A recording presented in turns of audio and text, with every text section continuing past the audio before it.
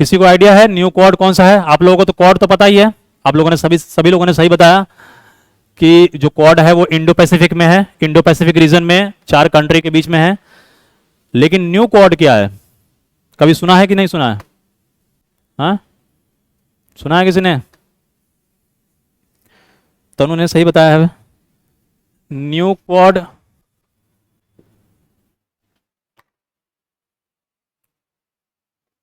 is basically a quad in West Asia. Quad in West Asia, जो सिर्फ जो quad अभी हम आप लोग जो बोल रहे थे वो क्वाड है ईस्ट एशिया में। आप देखोगे तो वो ईस्ट एशिया के ईस्ट साइड में है ना, एशिया के जो ईस्टर्न कंट्रीज हैं मेनली उन लोगों का ग्रुपिंग है।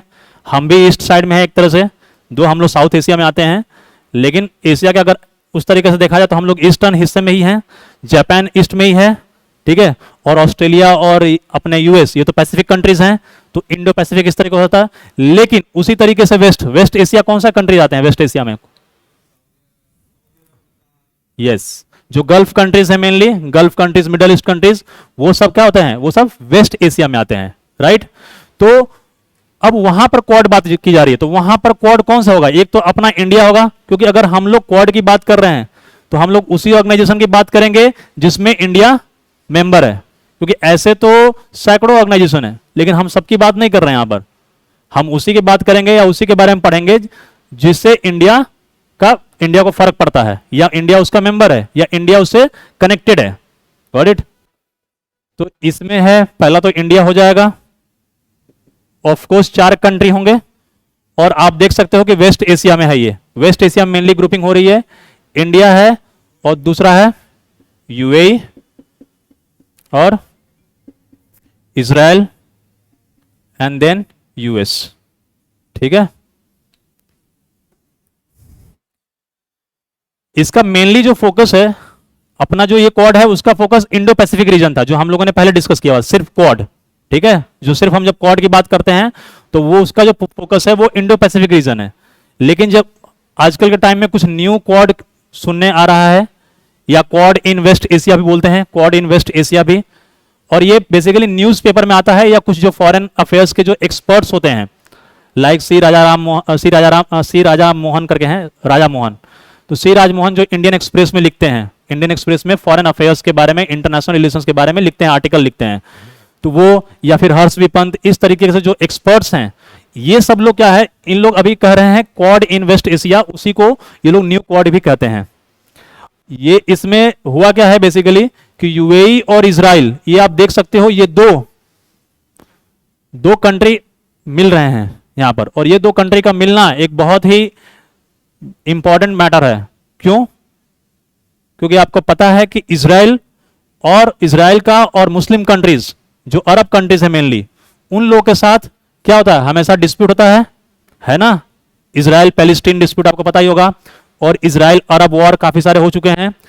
तो इस वजह से, लेकिन हुआ क्या कि 2020 में डोनाल्ड ट्रंप, यानी वो जो प्रेसिडेंट ऑफ यूएस, उन्होंने क्या किया कि उन्होंने इजराइल जो कि यूएस का अलाई कंट्री है, ये याद रखना, इजराइल जो है यूएस का सहयोगी देश है, ठीक है। तो Israel is ally of US, UAE is also ally of US, दोनों ही यूएस के अलाई है, लेकिन ये दोनों का आपस में नहीं बनता है। क्यों? क्योंकि ये अरब कंट्री है, ये लोग पैलेस्टीन को सपोर्ट करते हैं, ठीक है। तो अब हुआ क्या कि इन लोगों ने, यूएस ने क्या कहा कि इन लोगों की दोस्ती करवा दी, और इन लोगों के बीच में एक एग्रीमेंट साइन किया, जिसे हम कहते हैं अब्राहम अकॉर्ड, ठीक है, अब्राहम अकॉर्ड, ठीक है। इन लोगों के बीच में यूएस ने एक अब्राहम अकॉर्ड साइन करवाया, अब्राहम समझौता कह सकते हो, या अब्राहम एग्रीमेंट या अकॉर्ड मेनली से कहा जाता है, ठीक है। सो अब्राहम अकॉर्ड यूएस ने साइन करवाया था इजराइल और यूएई के बीच में, ताकि ये लोग ऑफिशियली प्रॉपर तरीके से डिप्लोमेटिक रिलेशन स्टैब्लिश कर सकें, एम्बेसी अपने अपने कंट्री में स्टैब्लिश कर सकें, ठीक है। अब ये हुआ, इससे होने से क्या होगा, अब्राहम अकॉर्ड में हुआ क्या, अब्राहम अकॉर्ड में जब इन लोगों के बीच में एग्रीमेंट साइन हो गया तो इससे ये हुआ कि इन लोगों के बीच में जो रिलेशन थे वो नॉर्मलाइज हो गए। मतलब जस्ट लाइक ऐसे समझो कि दो लोगों के बीच में जब रिलेशनशिप में जो प्रॉब्लम होता है, झगड़ा होता है, तो किसी तीसरे ने आके क्या करवा दिया, समझौता करवा दिया, सुलह करवा दिया, तो फिर नॉर्मलाइज हो जाता है। अब वो लोग वापस आराम से जो भी है रिलेशन अपना मेंटेन कर सकते हैं। वही चीज यहां पर हुआ। यहां पर यूएस जो तीसरा कंट्री था जो कि इसका दोनों से जमता था, दोनों से दोस्ती है, तो इसने इन लोगों के बीच में दोस्ती करवाया एक तरह से। अब उसके अब्राहम अकॉर्ड करते हैं। तो अब्राहम अकॉर्ड भी आप लोग याद रखना कि अब्राहम अकॉर्ड किसके बीच में साइन हुआ था, इजराइल एंड यूएई के बीच में। कब हुआ था, 2020 में। ओके 2020 में, 2 साल पहले। Donald Trump was president at that time. ठीक है। सो इससे क्या होगा कि अब ये लोग अपना डिप्लोमेटिक मिशन यहां पर स्टैब्लिश करेंगे, एम्बेसी ये लोग यहां पर करेंगे अपने इनके यहां पर, और दोनों आपस में बिजनेस डीलिंग या स्ट्रेटेजिक रिलेशन सारे आराम से स्टैब्लिश कर सकते हैं। ठीक। इसके साथ साथ ही इजराइल यूएई के अलावा बहरीन भी एक अरब कंट्री है, बहरीन ने भी इस एग्रीमेंट में साइन किया इजराइल के साथ में। तो और एक कंट्री का नाम लिख लो। इसके बाद अब्राहम अकॉर्ड में ही बहरीन भी 2020 में साइन किया। ठीक है, एनी डाउट? यूएई साइन किया, फिर बहरीन साइन किया। किसके साथ साइन किया? दोनों साइन करेंगे इजराइल के साथ, क्योंकि दोनों का प्रॉब्लम किससे है, इजराइल के साथ प्रॉब्लम है। ठीक है। और उसके बाद में सूडान और मोरक्को ने भी साइन किया था। सूडान जो अफ्रीकन कंट्री है, मोरक्को वो भी अफ्रीकन कंट्री है, उन लोगों ने भी इजराइल के साथ साइन किया। इजराइल के साथ और भी 2 कंट्री ने साइन किया था, सूडान एंड मोरक्को। इन लोगों ने भी 2020 में एग्रीमेंट साइन किया था। ये चीज आपको इंटरनेशनल रिलेशंस जब आप पढ़ोगे तो इसका इंपॉर्टेंस आपको और अच्छे से समझ में आएगा, क्योंकि ये इंटरनेशनल रिलेशंस का मैटर है। तो अब्राहम अकॉर्ड ये एक बहुत ही बड़ा और लैंडमार्क एग्रीमेंट है, क्योंकि इजराइल जैसा इंडिया और पाकिस्तान है वैसे ही समझ लो, इजराइल और अरब कंट्री समझ लो वहां के इंडिया पाकिस्तान है। Got it? तो ये याद रखना हमेशा, इजराइल और पैलेस्टीन के जैसे हमारे यहां पर कश्मीर को मुद्दे को लेकर इंडिया और पाकिस्तान के बीच में झगड़ा होता रहता है, वैसे ही वहां पर पैलेस्टीन को लेकर, पैलेस्टीन, जेरूसलेम, वेस्ट बैंक, इन लोगों को लेकर इजराइल और अरब कंट्री के बीच में झगड़ा होते रहता है। ठीक है। लेकिन यूएस ने कहा, क्या काम किया, यूएस ने इन लोगों के बीच में दोस्ती करवाया, समझौता करवा के, एग्रीमेंट करवा के। तो ये एक अपने आप में एक लैंडमार्क चीज है। ओके। अब इसीलिए फिर क्या हुआ कि यूएस ने क्या किया, यूएस ने इजराइल और यूएई का जब दोस्ती हो गया, और यूएस के साथ तो ऑलरेडी इन लोगों की दोस्ती थी, इंडिया ने इन लोग के साथ मिलकर एक ग्रुपिंग सॉर्ट ऑफ बनाया। पहले क्या था कि पहले इंडिया सबके साथ बायलैटरल रिलेशन रखता था, मतलब यूएई के साथ अलग, इजराइल के साथ अलग, यूएस के साथ अलग, सबके साथ बायलैटरल रिलेशन रखता था। लेकिन अब्राहम अकॉर्ड साइन होने के बाद क्या हुआ, इंडिया ने यह बोला कि जब तुम लोग आपस में जब दोस्त बन ही गए हो तो हम लोग मिलके तब सब लोग दोस्त बन जाते हैं। जब सब मिलके एक ग्रुप बना लेंगे तो हमारा डेवलपमेंट ज्यादा फास्ट होगा। ठीक है। तो इसीलिए, और लेकिन अब्राहम अकॉर्ड साइन होने से पहले इंडिया का जो रिलेशन था वो इन सबसे अलग अलग था, मतलब एक एक करके था। यूएई के साथ अलग, फिर इजराइल के साथ अलग, फिर उसके बाद यूएस के साथ अलग, सबके साथ अलग था। लेकिन ये साइन होने के बाद यूएई के साथ भी हो गया आराम से, और इजराइल के साथ भी हो गया। लेकिन इंडिया अलग क्यों कर रहा था पहले? इंडिया को डर क्या था? इंडिया को डर क्या था? आपको पता होगा कि यूएई जो है हमारा क्रूड ऑयल का सप्लायर है, one of the biggest crude oil supplier है, और हमें क्रूड ऑयल चाहिए। अराउंड 85% हम लोग इंपोर्ट करते हैं क्रूड ऑयल। ठीक है। तो क्रूड ऑयल यूएई, इराक, ये सब कंट्री हमें देते हैं, ईरान वगैरह, सऊदी अरेबिया, इनसे हमें चाहिए क्रूड ऑयल। और इजराइल से क्या चाहिए हमें? इजराइल से चाहिए हमें टेक्नोलॉजी।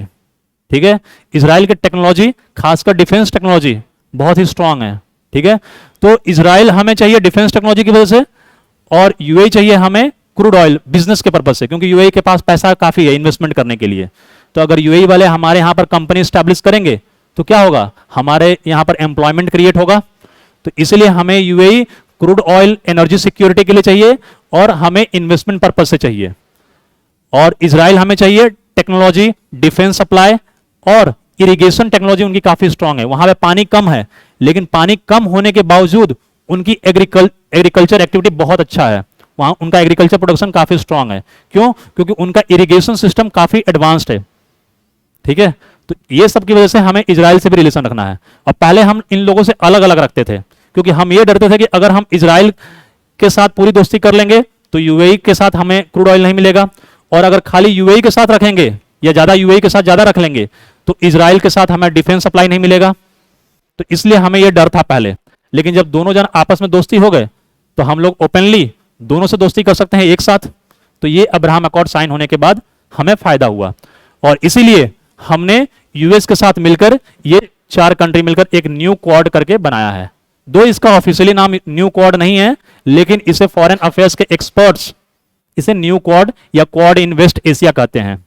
ठीक है, जब सिर्फ क्वाड की बात आए तो आप इंडो पैसिफिक वाला क्वाड ही रखोगे, याद रखना। ठीक, जब सिर्फ क्वाड की बात आए कंफ्यूज मत होना। लेकिन जब न्यू क्वाड या क्वाड इन वेस्ट एशिया की बात आए तब ये वाला क्वाड की भी याद रखना। Got it? तो ये था न्यू क्वाड और क्वाड में दोनों में फर्क। अब इसका इंपॉर्टेंस क्या था ये भी आपको समझ में आ गया, क्योंकि यहां पर वेस्ट एशिया में एक और प्रॉब्लम हो रहा है।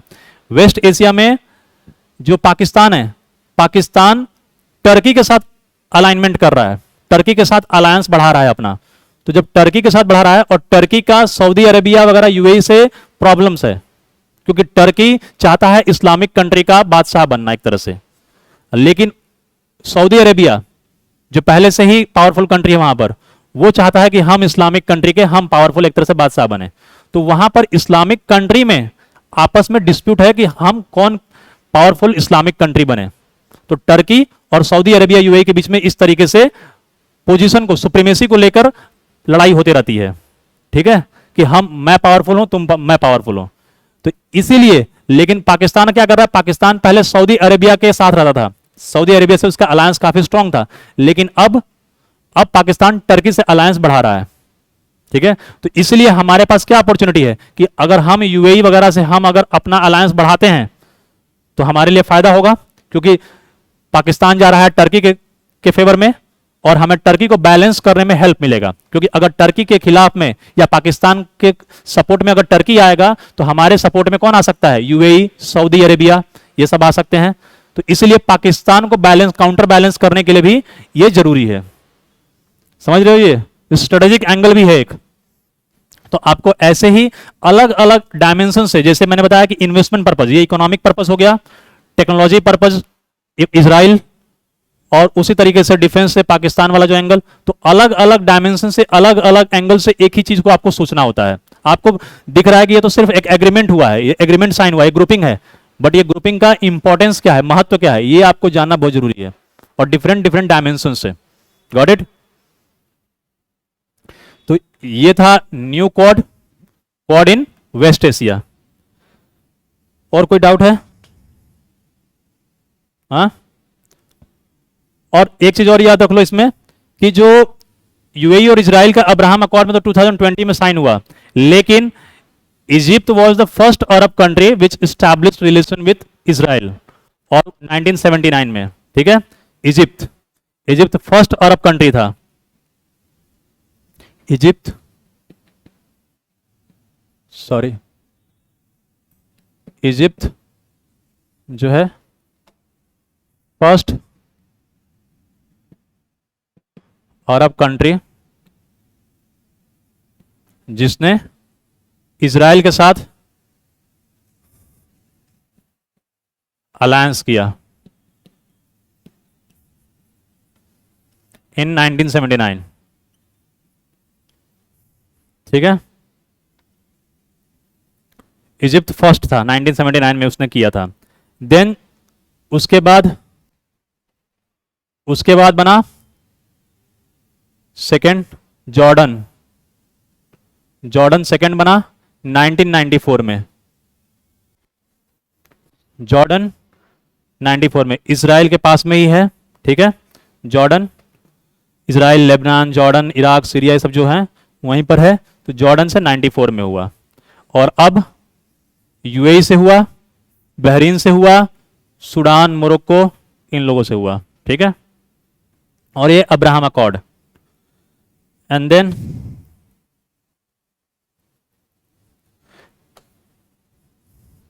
इसमें हमें सावधानी रखने की क्या जरूरत है, ये अलायंस तो हमारे लिए इंपॉर्टेंट है कि यूएस के साथ मिलकर हम लोग, यूएस, इजराइल, यूएई के साथ मिलकर हम लोग वेस्ट एशिया में अपना डोमिनेंस या अपना इंफ्लुएंस स्टैब्लिश कर सकते हैं।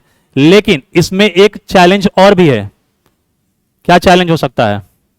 यहां पर एक कंट्री ऐसा भी है जिसको प्रॉब्लम है इन लोगों से, खासकर इजराइल से। अरब कंट्री में ही एक और कंट्री है ईरान। ईरान को इजराइल से काफी प्रॉब्लम है और इजराइल को भी ईरान से काफी प्रॉब्लम है, लेकिन हमें कोई प्रॉब्लम नहीं है, ठीक है।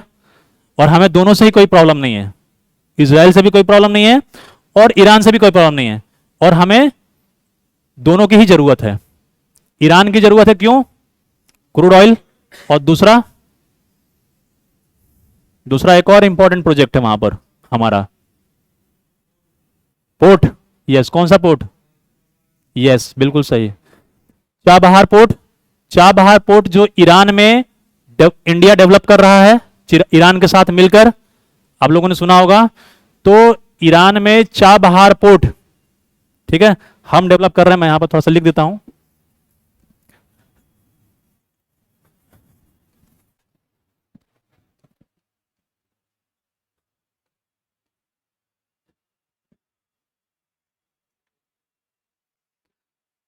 अगर हमें वे फॉरवर्ड की बात करें, या एक दूसरा प्रॉब्लम है जो ईरान का, तो ईरान जो है वो चाबहार पोर्ट, ईरान में हम चाबहार पोर्ट इंडिया डेवलप कर रहा है। इंडिया इज डेवलपिंग देयर, ठीक है।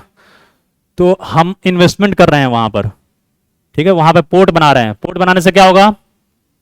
हमारे जो शिप्स हैं वो शिप्स वहां पर जा सकते हैं, इंपोर्ट एक्सपोर्ट कनेक्टिविटी बढ़ेगी। और वो क्यों जरूरी है? चाबहार पोर्ट हमारे लिए क्यों जरूरी है? क्योंकि वेस्ट एशिया और सेंट्रल एशिया, इनसे हमें बिजनेस करने के लिए या ट्रेड करने के लिए पाकिस्तान से एक लैंड रूट है, ठीक है। हम पाकिस्तान, अफगानिस्तान से होते हुए सीधे ईरान और बाकी सेंट्रल एशिया में पहुंच सकते हैं, कजाकिस्तान, किर्गिस्तान। लेकिन प्रॉब्लम क्या हो रहा है कि पाकिस्तान लैंड रूट को ब्लॉक कर दे रहा है। वो बोल रहा है कि हम अपने यहां से तुम्हारे रोड को, तुम्हारे जो भी ट्रांसपोर्ट एक्टिविटीज हैं उसको होने नहीं देंगे, बिजनेस को होने ही नहीं देंगे। क्यों? क्योंकि सीधी सी बात है, प्रॉब्लम है हमारा उनसे।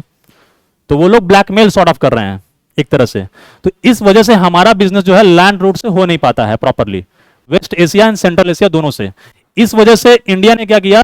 इंडिया ने ईरान के साथ कॉन्ट्रैक्ट किया और ईरान में चाबहार पोर्ट कहा कि हम डेवलप करेंगे आपके यहां पर, हम इन्वेस्टमेंट करेंगे। और इससे क्या होगा कि एक तो उनका पोर्ट भी डेवलप होगा, उनको ये फायदा होगा, और इंडिया से उनको कनेक्टिविटी एक तरह से फ्री में, बिना कम इन्वेस्टमेंट के या कम पैसे में उनको मिल जाएगा, इजिली मिल जाएगा कनेक्टिविटी। तो हम सी के माध्यम से, अरेबियन सी से, यहां पर इंडिया है, यहां पर अरेबियन सी है, आपको पता होगा, और यहां पर ईरान है।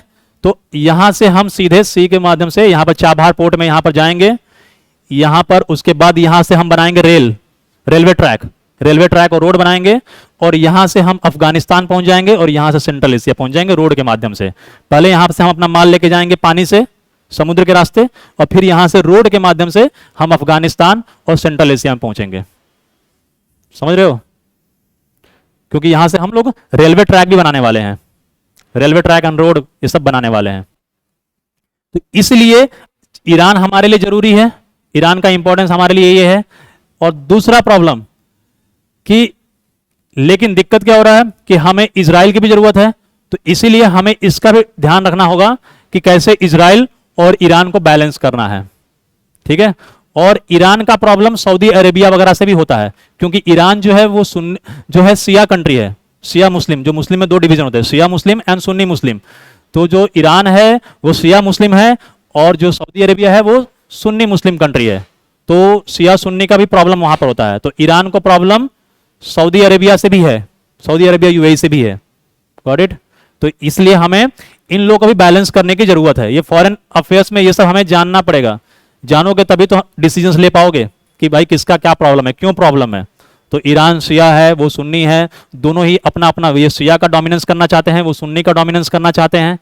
ठीक है, इसराइल अपना डोमिनेंस करना चाहता है, इसराइल को प्रॉब्लम ईरान से है। तो इस तरीके से ये सब जब जानोगे आप फैक्ट्स, तभी आप मैटर को समझ पाओगे अच्छे से, और तभी आप डिसीजन ले पाओगे। अब्राहम अकॉर्ड या जो भी अब जो न्यू क्वाड है, न्यू क्वाड में हम जो दोस्ती कर रहे हैं या ग्रुपिंग बना रहे हैं, तो इससे किस किस को प्रॉब्लम हो सकता है और किस किस को प्रॉब्लम नहीं होगा या दोस्ती मतलब फायदा हो सकता है, तो ये आपको पता होना चाहिए। ठीक है, एनी डाउट? यस प्रसून बिल्कुल सही, यस तनु बिल्कुल सही। कोई डाउट है इसमें? और दूसरा कि इसे एक चीज और याद रखना कि इसे अभी तक फॉर्मल क्वाड नहीं कहा जाता है। ठीक है, तो जब भी क्वाड की बात आए तो आप वही इंडो पैसिफिक वाला ही याद रखना, कंफ्यूज मत कर देना कि आपने मैंने क्वाड कहा है ये तो आप बोलोगे कि ये क्वाड है। इसे अभी तक उस लेवल पे क्वाड की मतलब डिस्कशन नहीं होता है, बस कुछ एक्सपर्ट्स कर रहे हैं, तो इसलिए हम इसके बारे में डिस्कस, क्योंकि लास्ट लेक्चर मैंने क्वाड बताया था तो किसी ने कहा था कि न्यू क्वाड या क्वाड इन्वेस्ट एशिया, तो इसलिए मैंने इसको दोनों को साथ में डिस्कस कर दिया, क्योंकि लास्ट लेक्चर में उसको किया था, इस लेक्चर में उसको कर दिया, दोनों क्लियर हो गया आपका। चलो इस पे क्वेश्चन कर लेते हैं, देन विल लीव। तनु अभी तक इसको कुछ फाइनलाइजेशन नहीं हुआ है, अभी ऐसा कुछ जो भी है बातचीत वगैरह चलते रहता है, लेकिन अभी तक ऐसा कुछ कुछ प्रपोजल अभी तक फाइनल नहीं है। ठीक है, अभी तक फिलहाल 4 ही हैं।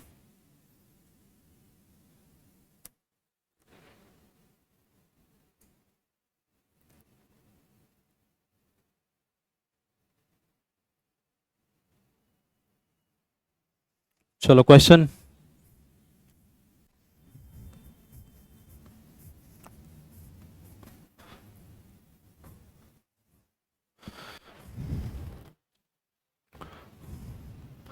Consider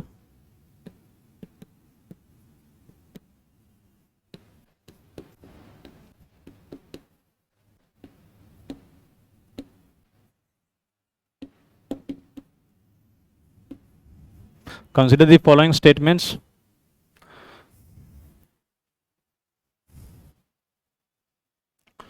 Quad in West Asia comprises of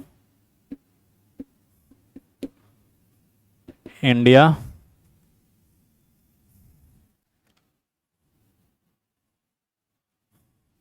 UAE, US, Israel.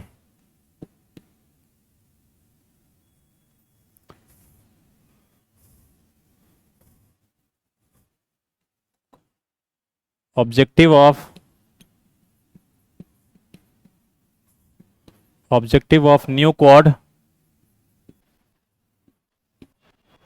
objective of new quad or quad in West Asia is to ensure free,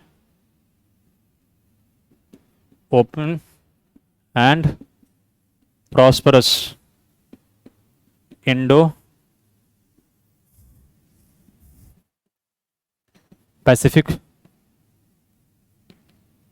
region.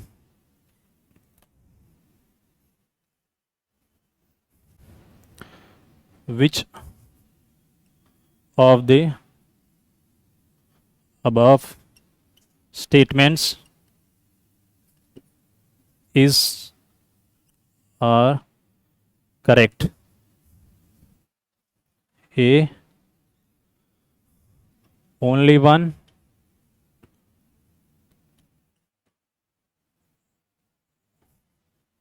both, 1 and 2, C, none, D, only 2.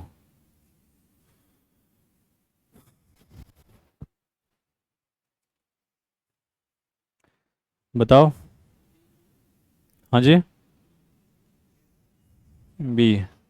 Okay, anyone else? हाँ, ए। अच्छा, okay, और कोई? Anyone having different answer? कुछ लोग B बता रहे हैं, ए बता रहे हैं, इसी दोनों में बात चल रहा है। ऑनलाइन वाले क्या बता रहे हैं? प्रसून ने ए बताया है और तनु ने ये बताया है। ठीक है, consider the following statement quad in West Asia.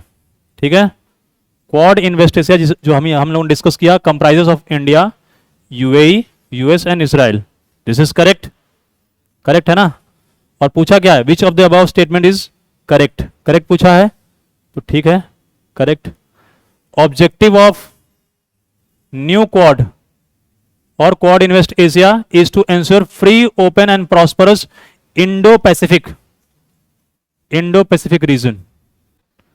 Indo Pacific region में शांति व्यवस्था बनाना या free, open and prosperous Indo Pacific reason maintain करना, ये किसका ऑब्जेक्टिव है?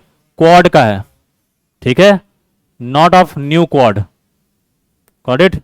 क्योंकि ये देखो ना, ये वो वेस्ट एशिया में कहां इंडो पैसिफिक आएगा। ठीक है, तो ये ध्यान रखना, तो इसीलिए ये रॉन्ग हो जाएगा। और जब ये रॉन्ग हो जाएगा सेकंड, तो सेकंड रॉन्ग होगा तो सीधी सी बात है ये भी रॉन्ग हो जाएगा, ये भी रॉन्ग हो जाएगा, ये तो रॉन्ग होगा ही, ये क्लियर हो जाएगा। समझे? कोई डाउट है? अच्छा ये बताओ, बस एक लास्ट पॉइंट मैं बोल देता हूं और इसका आंसर दे दो, फिर आप लोग चले जाओ। कि एक तो होता है, हम लोगों ने अभी वेस्ट एशिया डिस्कस किया, वेस्ट एशिया में हमने डिस्कस किया कि जो अरब कंट्रीज वगैरह हैं वो आते हैं मेनली। ठीक, सऊदी, यूएई, ईरान, ये सब आते हैं, अफगानिस्तान। एक होता है मिडल ईस्ट टर्म भी होता है। तो मिडल ईस्ट सुना है कभी? मिडल ईस्ट कंट्रीज कौन सी होती हैं? न्यूज़पेपर वगैरह में सुना होगा आप लोगों ने कि मिडल ईस्ट कंट्रीज या मिडल ईस्ट देश, तो कौन से हैं ये? कौन?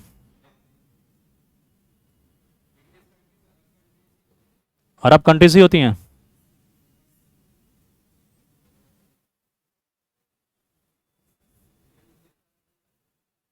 बताओ।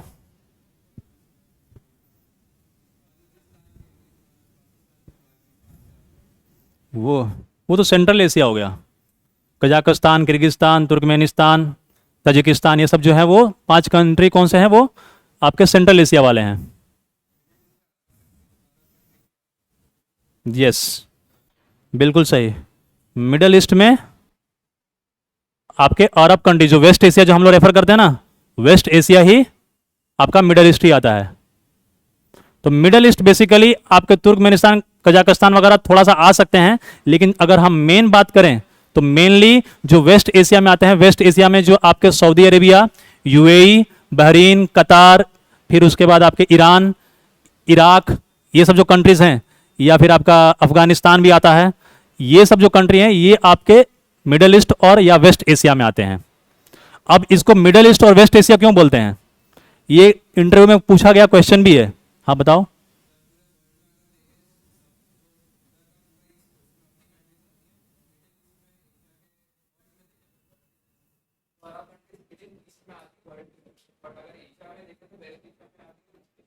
यस, बिल्कुल सही।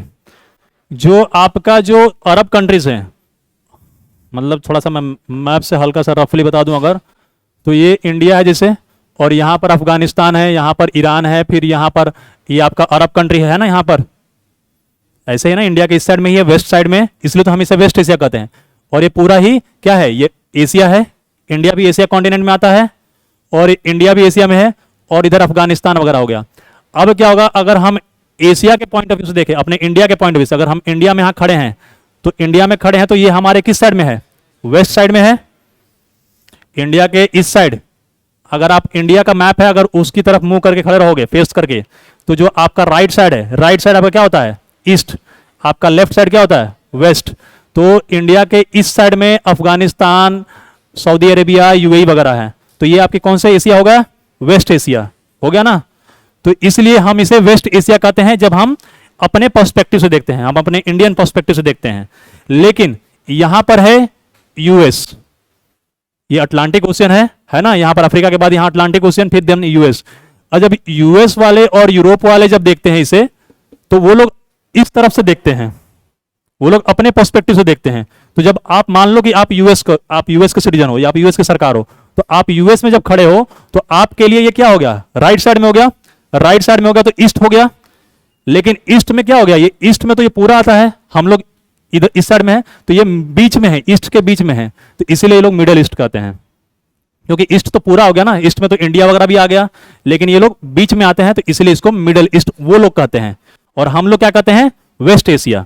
तो इंडियन पर्सपेक्टिव से वेस्ट एशिया, और यूरोपियन या वेस्ट के पर्सपेक्टिव से, यूरोपियन या यूएस के पर्सपेक्टिव से ये क्या होता है, मिडल ईस्ट कंट्रीज। समझ में आ गया, दोनों एक ही चीज है, बस कौन सा देश कहां बैठा हुआ है उसके डायरेक्शन के हिसाब से वो लोग बोलते हैं। Got it. तो ये ध्यान रखना कि कोई दो अलग अलग कंट्रीज नहीं होते हैं, दोनों एक ही होते हैं, इसमें आप कंफ्यूज मत होना। मैंने आपको इसलिए बता दिया क्योंकि यहां पर कंफ्यूजन बहुत से लोगों को होता है कि मिडल ईस्ट और वेस्ट एशिया दोनों अलग अलग है क्या, तो ऐसा नहीं है, दोनों एक ही है, बस कौन से पर्सपेक्टिव से आप देख रहे हो। Yes Prasoon, yes, okay okay, ठीक है। सो क्लियर, किसी को डाउट है पक्का, चलो ठीक है।